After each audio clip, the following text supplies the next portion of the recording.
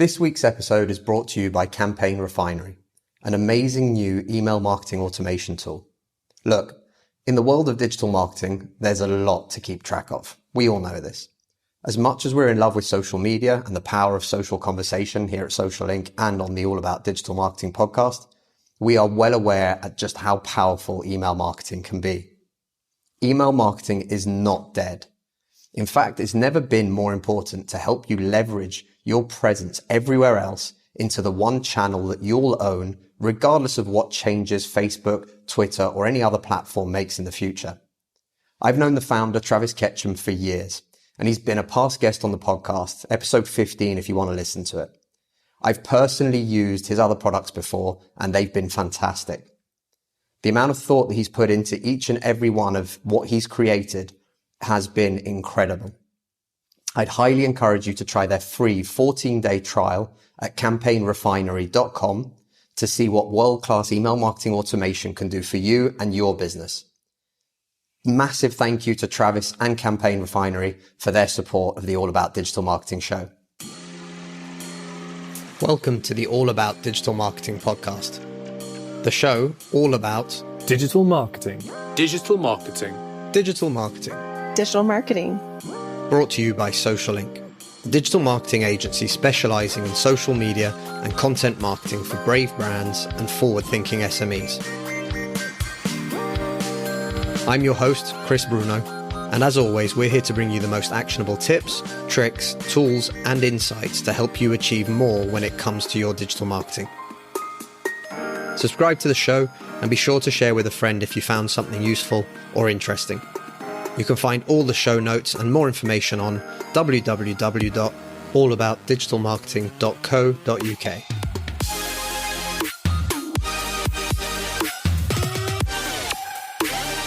Naira, thank you very much for joining me today. Thank you for having me here. It's fantastic. I'm enjoying the podcast at the moment, and it gives me something to do whilst I'm locked down in my house, as I'm sure a lot of people hopefully are listening because of the same reason. But today we are talking to Naira. She is the founder of Spring Hill Digital. And as always, I'm going to ask Naira to give us a little bit of an introduction to Spring Hill Digital, what they do, and also how you got into this. Fantastic. Yeah. So Spring Hill Digital is a paid media only agency. And I call it an agency, but we're more of a brain trust. What differentiates us is we put a team together for each account. We don't have employees. We just go out in our network and put in place experts that want to work on the account, but also that have the necessary experience to work on that account. So I believe that if we're all doing what we're good at and what we want to do, we'll do a better job. So in that sense, we're not a traditional agency. We're a new concept. So that's why I like to call it a brain trust more than anything. But we specialize in paid media for social media or in search engines. So Google, Bing, Yahoo, social media, we do Facebook, Instagram, LinkedIn. So we do everything from B2B to B2C. Fantastic. And let's start off by talking right now. Obviously, people are looking around at the world and thinking, right, there's a lot of change happening. What are the fundamentals for you in terms of comes to digital channels? Paid media is a way to reach a huge amount of people, an audience. But what are the fundamentals that small to mid-sized businesses should be focused on before they start to spend that budget? Well, before you start spending budget anytime, not only right now, but anytime, you need to have a plan. Because whenever you're presenting yourself in front of audiences, that's your first and sometimes only time to introduce yourself to a person. So what are you going to tell them to do? What are you going to tell them about yourself? What are you going to tell them about the product, about the brand, and how can we solve their problem? They have a problem. That's why they're listening. They have a need. That's why they came to you. Now, how we're going to solve that? So whenever you don't have a plan of telling them, the audience, what to do next, that is the biggest problem, because you just spend a lot of money introducing yourself, getting leads, and now they fall flat. They don't go anywhere because you didn't have a plan. So establish a plan of what next. What do we do after paid media? That will be my always my first recommendation. And in these times, even more, it's more important because every dollar counts. So be effective with all the money that you're spending in paid media by knowing what are you going to do afterwards. I think that's such a big step. And again, I always love when it's my guests that I'm talking to that say this before I do. So for anyone listening, if you don't have a plan currently, if you don't have a strategy in place, if you don't have something as simple as a list of objectives of what you're trying to achieve, what you're trying to get out of your marketing efforts, I think that's a huge number one rule, right? And I think Naira has re-emphasized this for us. You really want to have a plan in place as to what it is that you're trying to do, what it is that you're trying to help somebody with. And this is something that's really important as well. From your point of view, Naira, you know, some people will say to me when I'm in an agency meeting, but they'll always say, you know, no, we just sell this. And I have to try and dig deeper to help people see that, no, you're not selling X. What you're actually doing is you're solving problem Y. And I think that's something that's really important. How do you help businesses to identify that kind of problem that they're solving? We are huge believers in audience identification and analysis. So sometimes it sounds kind of difficult to tackle that part of your paid media plan because it's not something you may spend 10 hours and it's not something that is going to give you ROI right away. Like knowing your audience better doesn't give you $1 right after you've analyzed it, but it does in the long term. So going into the audience and analyzing where do they hang out, that's first. Second, what are they talking about? When they are talking amongst themselves about that need that you're feeling, how are they talking about it? And third, is there another need that is very similar to yours that maybe you could fulfill better? Because sometimes brands go in the market very self-centered, and rightfully so, because as founders, we've spent so much time developing our idea, developing our brand and a product, that when we come out and encounter the person that is actually going to consume that product, whether it's a service or a physical product, then we find out that their needs may have changed from the time we started this whole thing to now.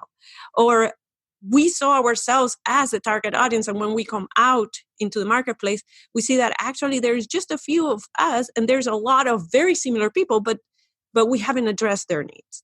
So kind of stepping back a little bit in that plan and saying, okay, the state of the audience right now, how are they talking to each other is important. I've had a client who she was a baby sleep trainer, and whenever she talked about the needs of the audience, she would talk about the attachment and big words that for moms thinking about sleep training, that was not how they thought about it. The way they thought about it was, will my kid love me less if I try to sleep train the baby by letting them cry out?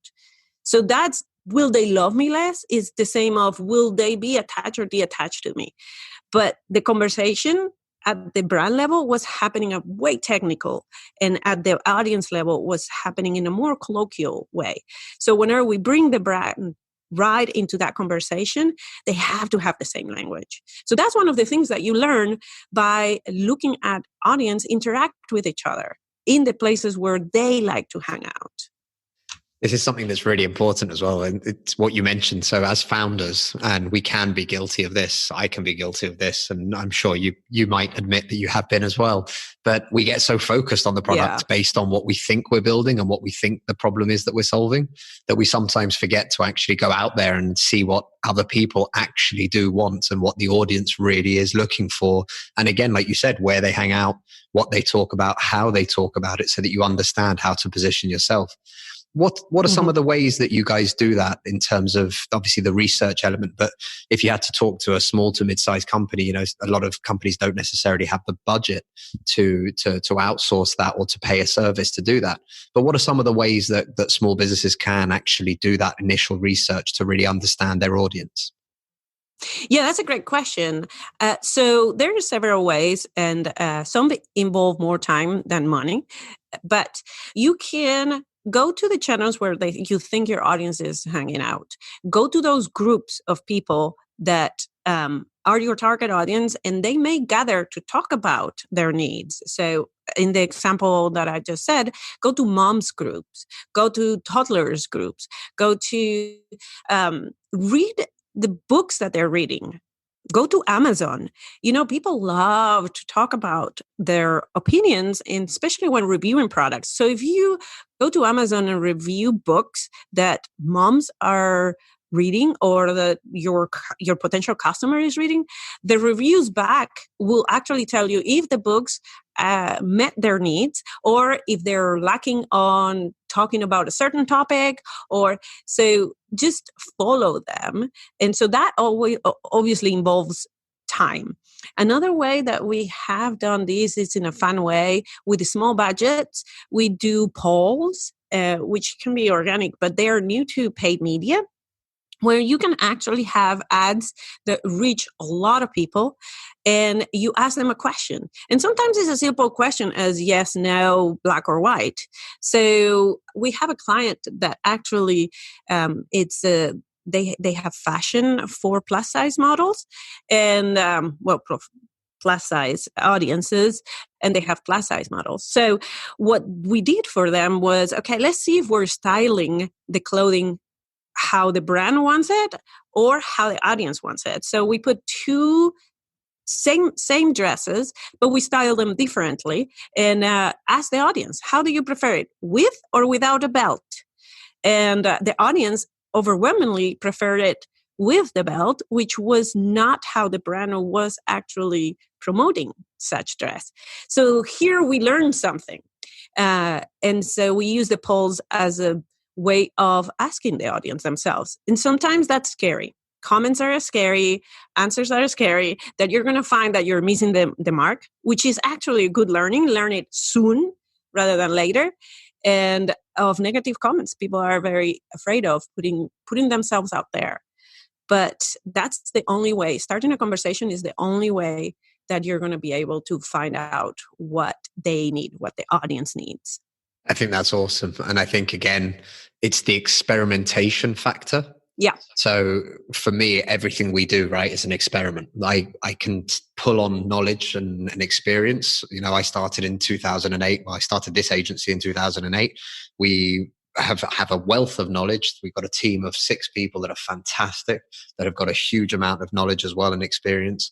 And with all the best will in the world, and we obviously want our clients to succeed, but we sometimes get it wrong as well.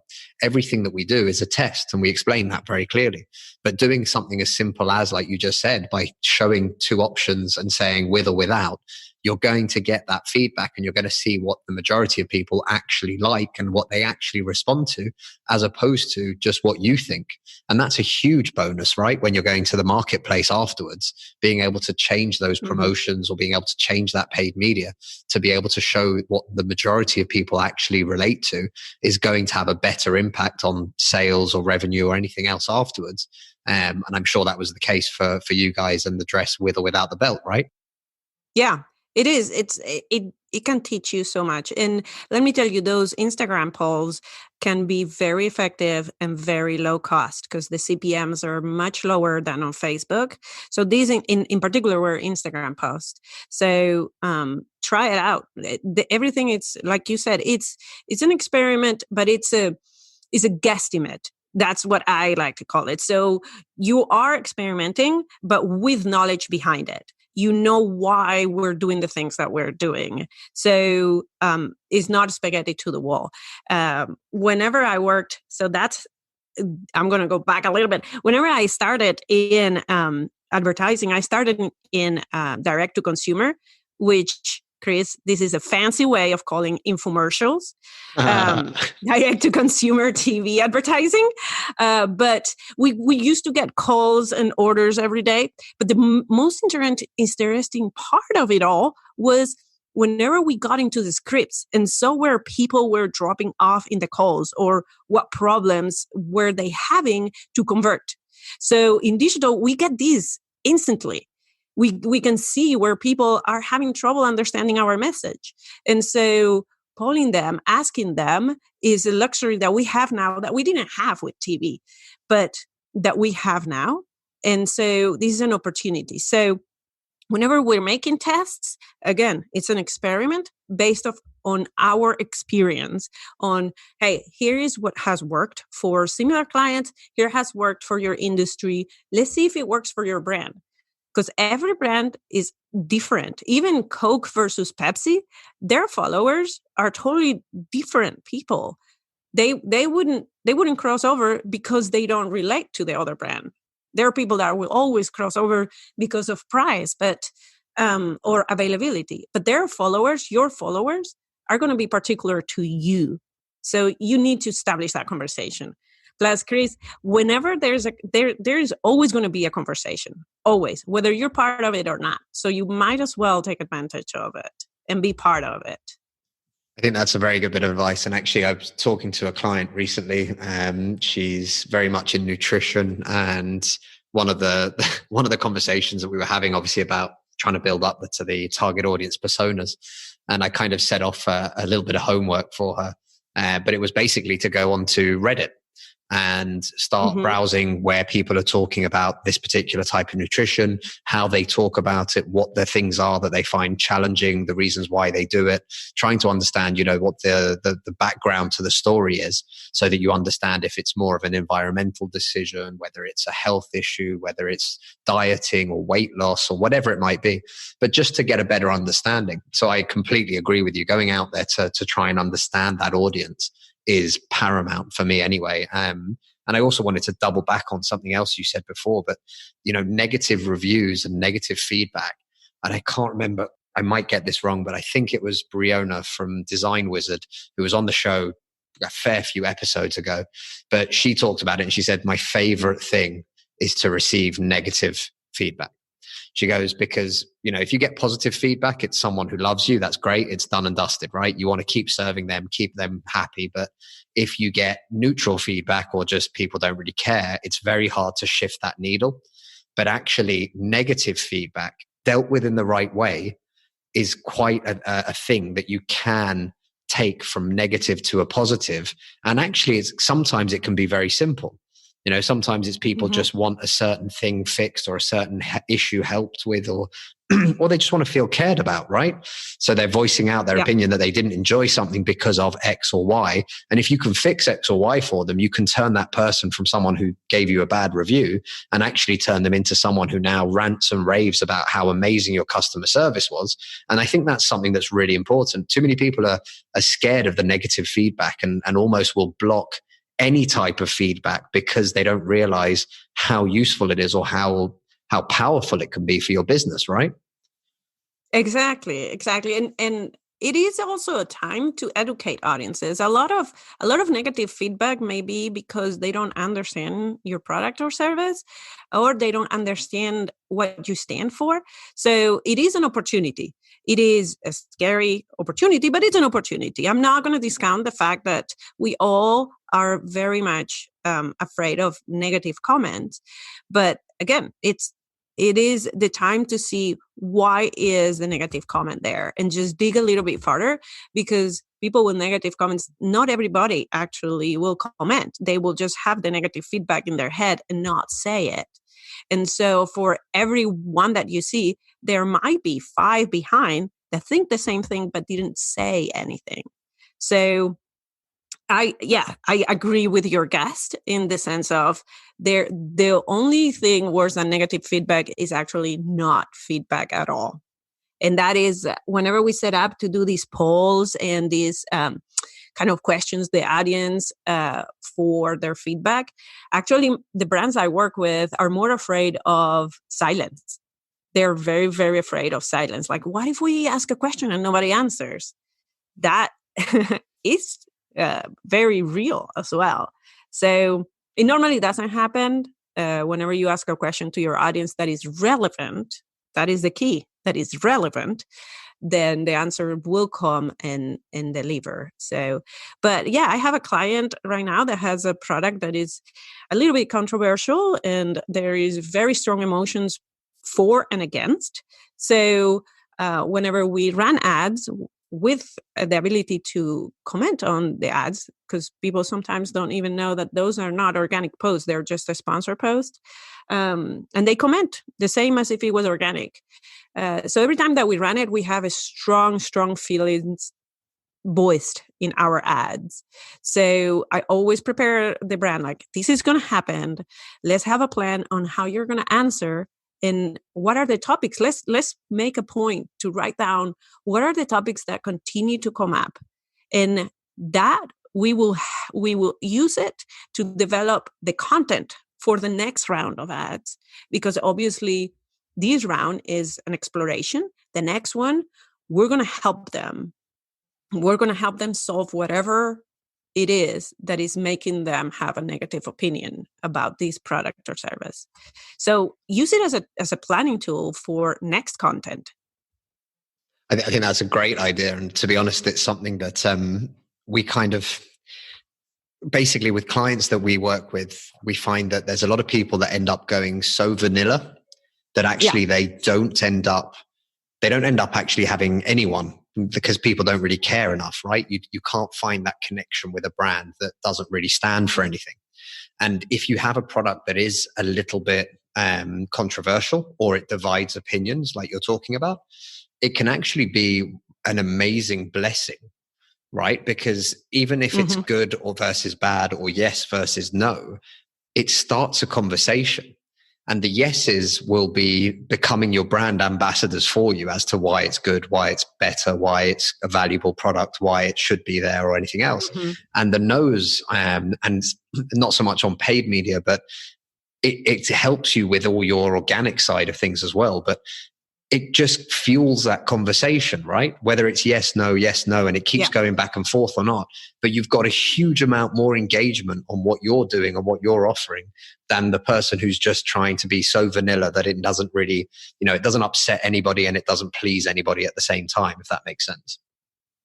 Yeah, exactly. So we have a client that we have been working for a year on their campaigns. And we started with analyzing their audience and kind of a little bit radically changing their audience. And what we have been able to achieve in this year is through paid, build a community of people that actually will interact within the ad and defend the brand if somebody comes up with negative comments, and defend their product and defend their services. So it is amazing what you can do with those ambassadors. It is amazing what you can do whenever you plan your strategy the right way. Because at the very beginning, we had a lot, the client actually didn't want us to activate comments, or like, can we just prevent anybody from commenting because we have a lot of negative comments. And so the first step was, let's change your audience, because we believe that you're targeting the wrong audience. So this message is totally not resonating with them. But second, whenever there are negative comments, which there will be, let's address them in a very planned way. We're gonna take these steps and convert them, and just then they will come back and help you and be the most loyal customers, because you understood them. You showed that you were listening. The worst thing that a brand can do is stop listening or stop showing that they're listening. I mean, does listening matter if you're not telling the other person that you're listening? Sometimes it doesn't. Like, it's, yes, you're listening, but you're not telling me feedback back. You're not agreeing or disagreeing or solving the problem. Then I don't know if you're listening. So that's why going back to be part of the conversation, because that conversation is going to happen anyway. Address their needs, address their negative comments, and make them into ambassadors, into people that will love you. And even if they don't agree with your product, they can agree that you treat them well, with respect, that you listen to their concerns. And maybe at the end it's a matter of, okay, we have to agree to disagree. Yeah, I think that's 100% right. And it was, I used this quote in another episode talking about the 80-20 rule, but it still applies as well. But it was a Woody Allen quote that 80% of success was showing up. And way too many brands that I see online use social channels in particular, whether it's paid or organic, and they basically use them like a bullhorn. So they're shouting into this void and they're not showing up. They're not there. They're not present. They're not talking. They're not engaging. If there is a comment, good or bad, there's no response. And you can see these things from a long way away. And it's something that you mentioned earlier, asking questions, running polls, etc. Every time we have a conversation with somebody when they're not happy with the current agency or what they're doing in-house or whatever it is, and we'll go through, what have you been doing? What have you been trying? One thing or another. And invariably, they'll say, we don't really get any engagement. No one's really getting involved. No one's really talking or answering anything or, leaving comments on our posts. And one of the really simple things that we ask is, have you asked any questions? And it sounds so silly once you've heard it out loud and you say, well, no. And you say, well, why did you expect people to answer? You're just stating your opinion online, or you're sharing some piece of content and you're expecting them to do something. And it's very, very hard and I think some bigger brands, let me rephrase that. Some bigger brands are good at it. And their use of social, etc., has been fantastic. But there's a lot of smaller brands that have an opportunity to get involved in conversations and to have conversations and to start conversations.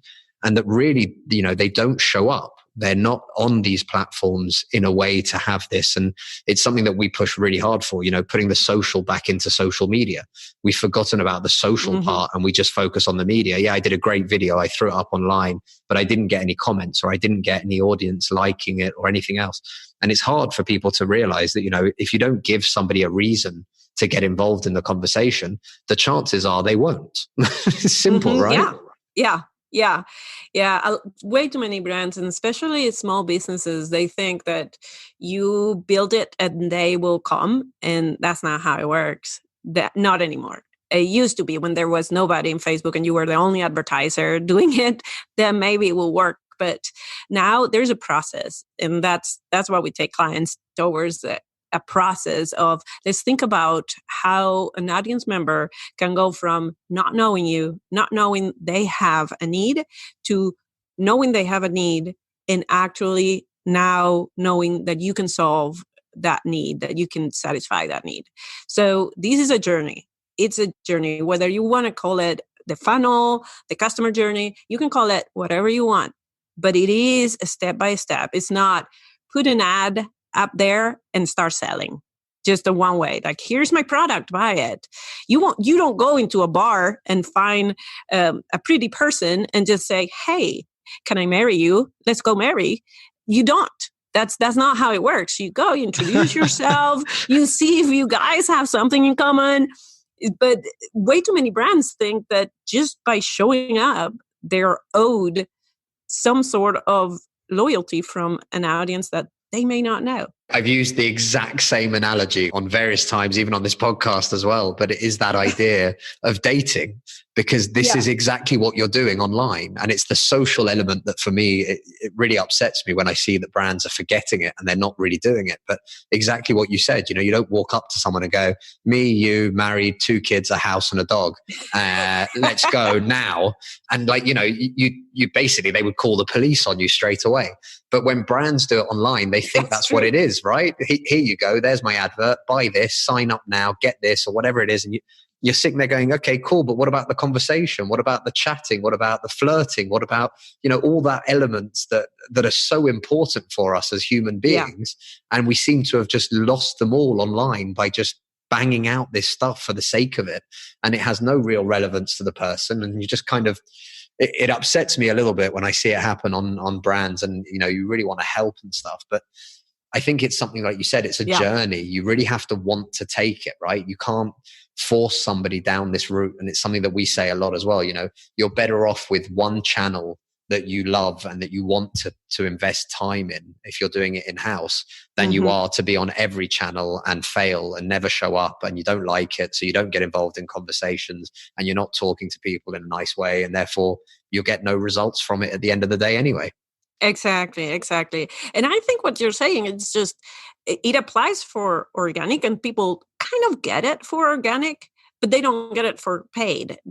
The misconception is that you can do anything on paid and it goes, and it doesn't. You have to start considering paid like the same way that you consider organic in the content, in the care, in the customer service, because people can comment and will comment on your ads. And what you said about one channel, do it great, better than anybody instead of 5 channels that you're just terrible at. That's true, because people will change channels. People are in many different places, and they need to find the same kind of message, the same kind of response in every channel, the same tone, as if they never left the previous channel. So if you're doing it poorly and you have inconsistent messaging across different channels, that's your first mistake right there. Let's just regroup, focus your budget, your money, your efforts into making one channel the best channel you can. Once you have that, then we can continue. We can, if you have the resources, then we can continue changing channels. But if, like a lot of small businesses have very limited resources, if you cannot do it and you cannot hire somebody to do it, then really, really focus. That's what I would say to everybody. Just focus and do one thing very well.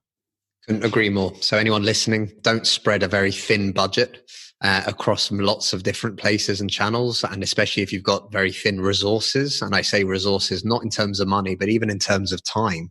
It's very important. You know, if you're going to be stretched, you're better off reducing all your efforts into one, or focusing all your efforts into one or two platforms, as opposed to trying to do everything and then realizing that you're not going to carry on. Exactly. So in social, if you have a product that is good for Facebook and Instagram, that's a place where you almost have to decide, because Facebook is completely different from Instagram, the followers, the behavior. So understanding those two channels is very important. So getting a little bit technical, if you're setting an ad, Facebook will always say, oh, we recommend you just go in every format, every channel, and see what happens. And so, you know, that is the automatic setup is like, just spread the message. And in reality, that is actually not a good strategy. It's a good strategy if you have a lot of money and you just want to try the spaghetti to the wall. Let's see if it sticks. Right? Did you know how people just try their pasta and see if it's done? And if it sticks in the wall, then it's, I don't know if that's something everybody does, but you cannot do that, right? Unless you have a lot of money. You have to be very focused. Facebook audiences are much older. They normally have more money to spare in purchases that are not essentials. And also, they don't mind getting off platform as much as Instagrammers. Instagrammers want to stay in platform. They like to interact with us, with ads, but maybe not take the next step into getting into a landing page and filling out a form or whatever. So you have to consider that your creative needs to be different. Plus, if you go into stories, then there's one picture or one video. There's no text added to the picture that you can leverage. So your picture has to tell the story. So all those considerations are something that you have to take into account whenever you're planning your social media in Facebook or Instagram. They're actually completely different channels. And then for B2B, LinkedIn it's evolving so fast. It has many formats right now. So just be careful on how you plan those formats and what the return on investment is, because LinkedIn is a very expensive channel to get in, but the audience is so qualified that with the proper nurturing plan, it actually pays off. But because it's such an expensive channel to begin with, you really have to plan it. Again, going back to planning and planning that response of what happens if somebody doesn't like what I'm saying. Just go back to that conversation and being part of it.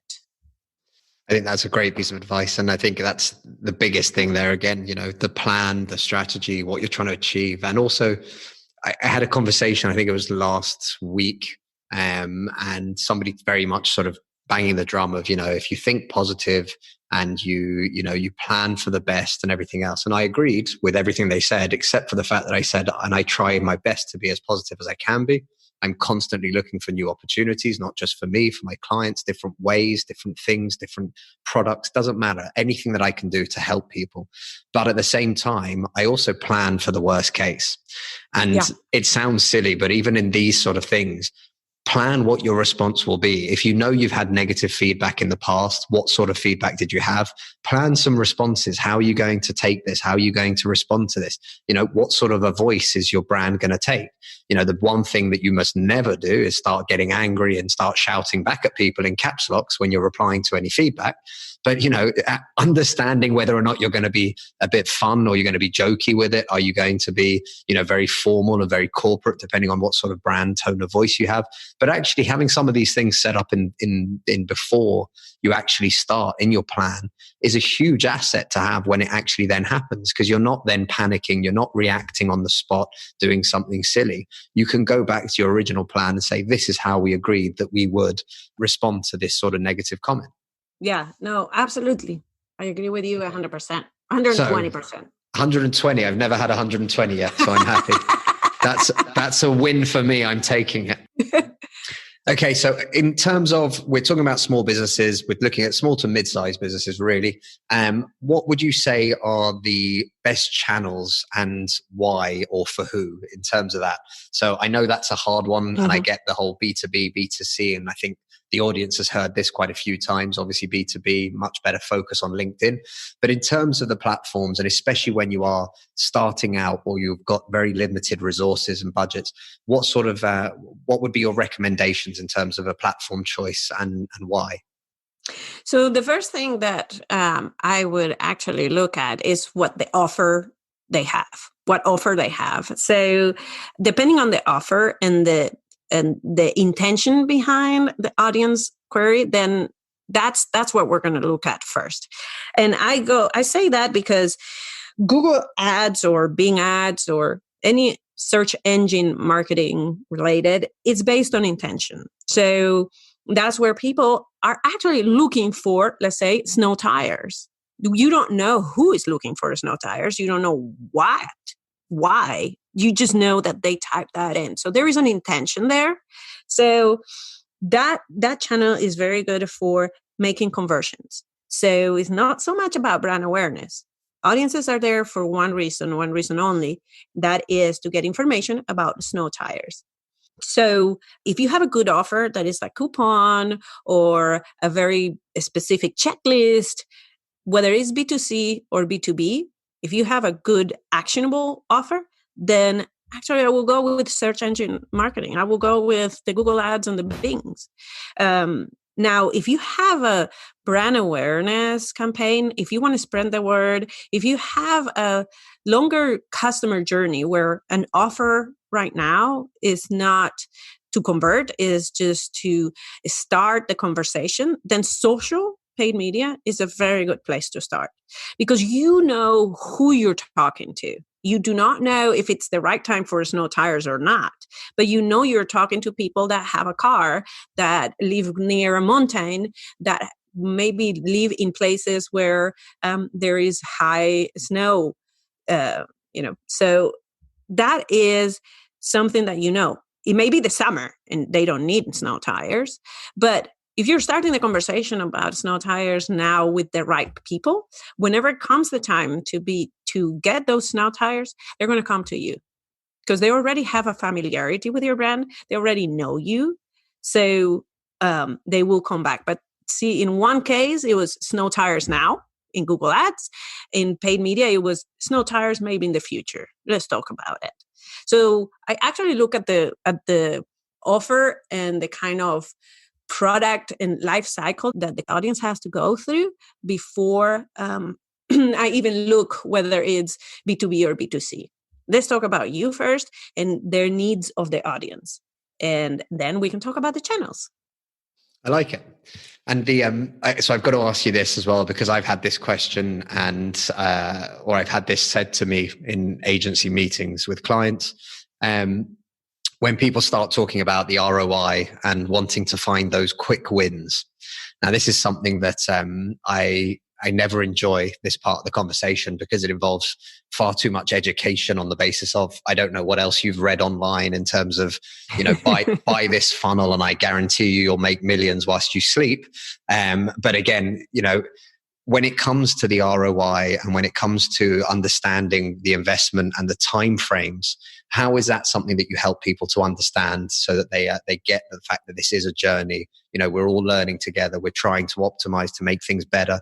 How do you really kind of explain that to them?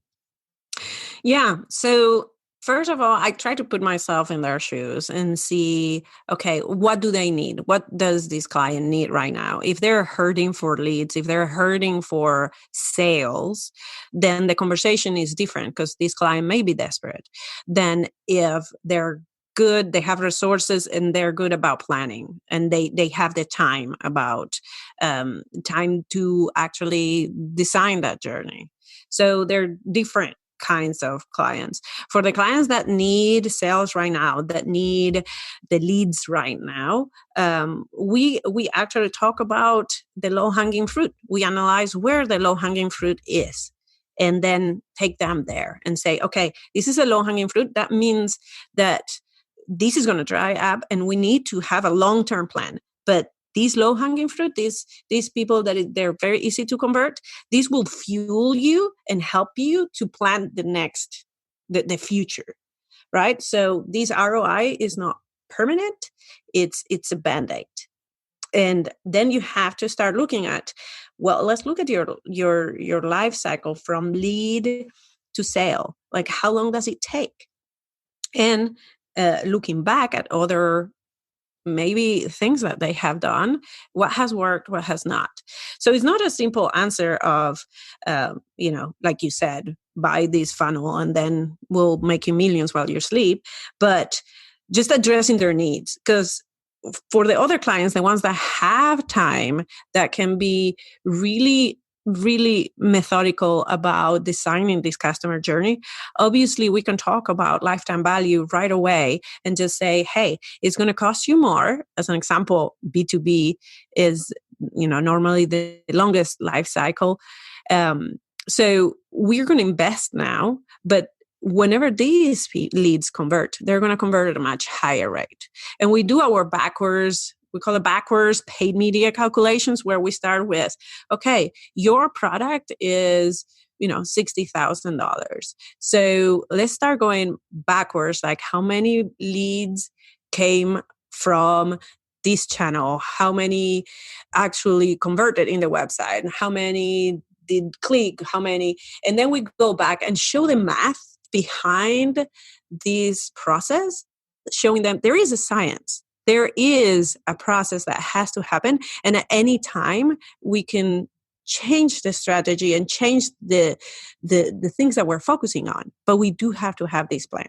So, as I said, going back, if the client needs sales right now, we need to get them to gather that low-hanging fruit so that they can listen for the long-term plan. If the client has a long-term plan or is looking for a long-term plan, it's much easier to explain that ROI.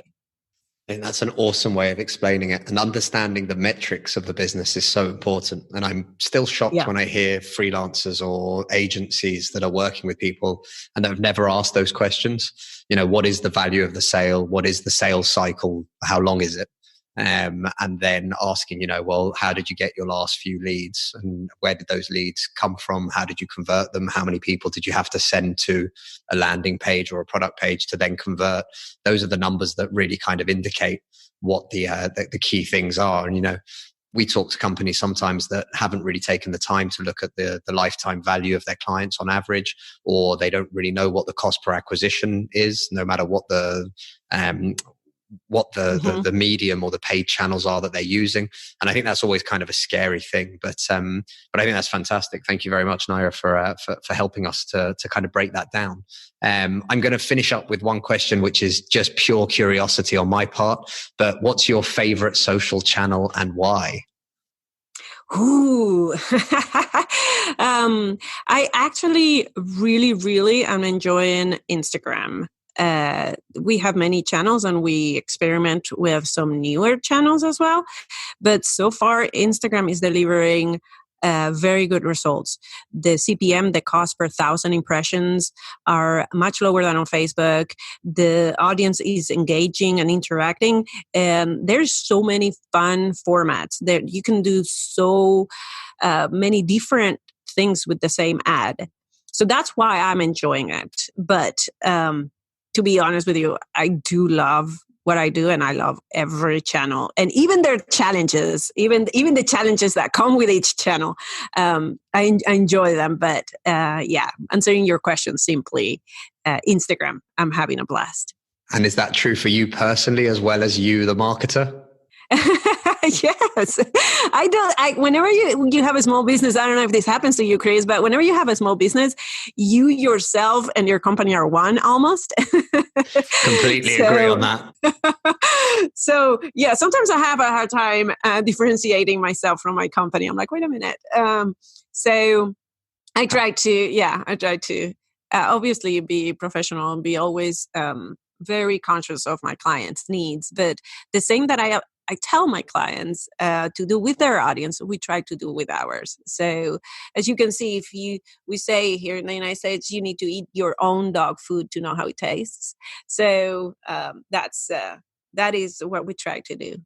So I've got to ask you, because this has happened to me a few times over the last 12 years, but have you ever posted thinking you were on your personal channel, but you were actually on the business channel? Yes, it happens in LinkedIn, so it's not a huge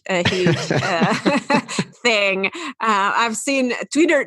I think people tend to do that mistake in Twitter more than anything, and those are more dangerous. But my personal, in LinkedIn, my personal and my business, sometimes they get. Normally it's the same message, so it's okay. But yes, Facebook, it's a different, because we have business manager and it's different.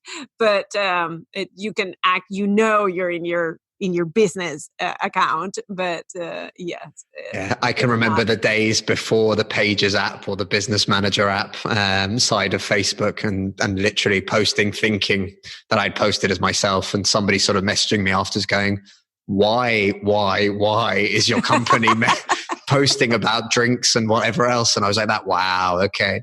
So it's getting better, thankfully. So we do it a lot less. Naira, thank you so much for coming on and for sharing with everyone. I think that's been absolutely fantastic. Where can people find you online? Well, you can find me in social channels like LinkedIn and in Facebook, but also on my website, springhilldigital.com.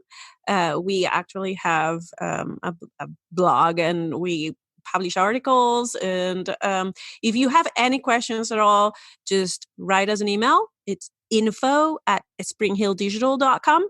And actually that goes to me directly. So I will answer any questions that your audience or you may have. Fantastic. I love it. Thank you again. And we'll speak to you soon. Thank you so much. I had a blast. The All About Digital Marketing podcast is brought to you by Social Inc., a distributed digital marketing agency specialized in delivering results through online campaigns. Whether it's content marketing, social media marketing, online advertising, or web design, we've got you covered, from strategy through to delivery. If you're struggling with your digital marketing, get in touch today by simply visiting www.socialinc.co.